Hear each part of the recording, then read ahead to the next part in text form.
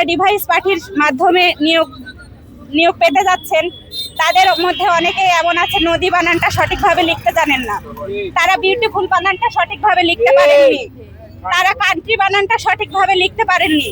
এ ধরনের প্রার্থীকে আপনারা যদি প্রাথমিক শিক্ষক হিসেবে নিয়োগ দেন তাহলে প্রাথমিক শিক্ষার গুণগত মান কতটুকু বৃদ্ধি পাবে? যেখানে আমরা এভারেজ মার্ক যারা আমরা পাইছি যে 90 এর মধ্যে দেখেন যে 70 বা 72 বা অথবা 65 60, এটা আমরা মেধার ভিত্তিতে পাইছি। কিন্তু যারা ডিভাইস পার্টি বা প্রশ্ন ফাঁসের প্রক্রিয়ার সাথে জড়িত ছিলেন তারা দেখেন যে 85 90। তাহলে এখানে আমরা কিভাবে আমাদের মেধার মূল্যায়ন করা হলো?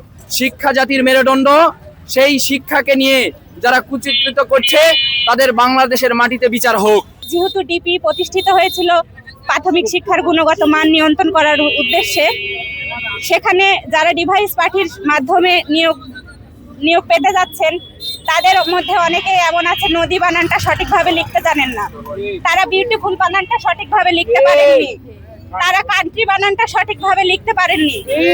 তো ডিপি মহাপরিচালক শামসুজ্জামান স্যারের কাছে আমাদের প্রশ্ন যে এ ধরনের প্রার্থীকে আপনারা যদি প্রাথমিক শিক্ষক হিসেবে নিয়োগ দেন তাহলে প্রাথমিক শিক্ষার গুণগত মান কতটুকু বৃদ্ধি পাবে, এটুকু আমরা তার কাছে জানতে চাই।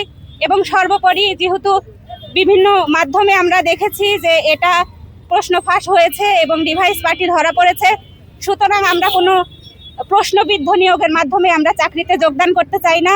আমরা চাই পরীক্ষাটি পুনরায় নেওয়া হোক এবং আমাদেরকে সুষ্ঠুভাবে আমাদের স্বচ্ছতার সাথে চাকরি জীবন শুরু করার সুযোগ দেওয়া হোক। আমাদের দাবি হলো যে 5টা দাবি, সেটা তো আপনারা জানলেন বা সবাই বলছে।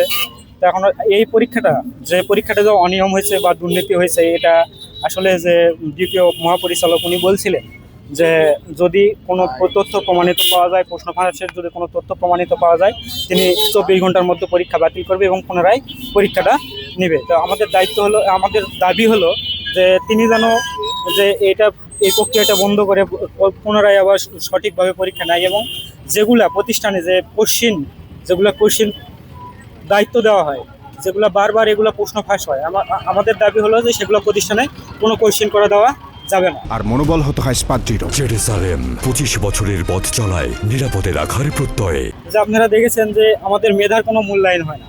যে এখানে আমরা এভারেজ মার্ক যারা আমরা পাইছি যে 90 এর মধ্যে দেখেন যে 70 বা 72 বা অথবা 65 60, এটা আমরা মেধার ভিত্তিতে পাইছি। কিন্তু যারা ডিভাইস পার্টি বা প্রশ্ন ফাঁসের প্রক্রিয়ার সাথে জড়িত ছিলেন তারা দেখেন যে 85 90। তাহলে এখানে আমরা কিভাবে আমাদের মেধার মূল্যায়ন করা হলো?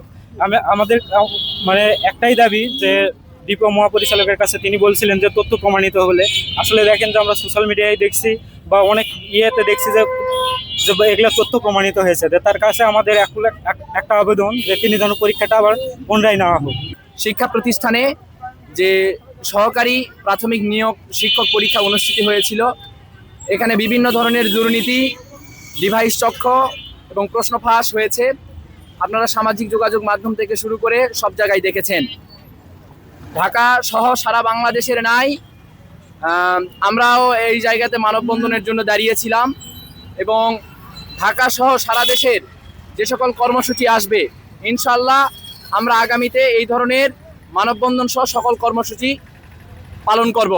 সেই সাথে শুধু এতটুকু বলতে চাই, শিক্ষা জাতির মেরুদণ্ড, সেই শিক্ষাকে নিয়ে যারা কুচিত্রিত করছে তাদের বাংলাদেশের মাটিতে বিচার হোক। আমরা এই ধরনের প্রশ্ন ফাঁস, ডিভাইস চক্র নির্মূল চাচ্ছি। সেই সাথে আমরা যে নিয়োগ সরকারি প্রাথমিক বিদ্যালয় পরীক্ষাটি অনুষ্ঠিত হয়েছিল, এটা আমরা বাতিল চাই।